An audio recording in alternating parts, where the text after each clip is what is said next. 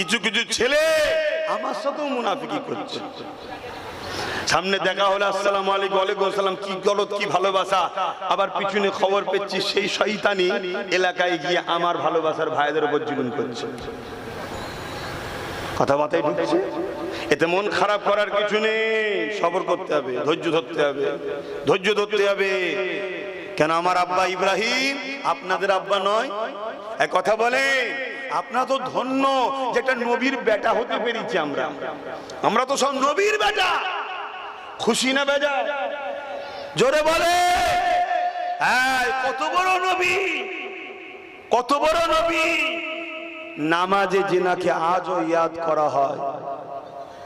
আল্লাহুম্মা সাল্লি আলা মুহাম্মাদিন ওয়া আলা আলি মুহাম্মাদ কামা সাল্লাইতা আলা ইব্রাহিম ওয়া আলা আলি ইব্রাহিম। এত বড় নবী, সেই নবী বেটা আমরা, অর্থাৎ প্রতিটা মুসলিম হলো ইব্রাহিম আলাইহিস সালামের সন্তান। জোরে বলুন সুবহানাল্লাহ।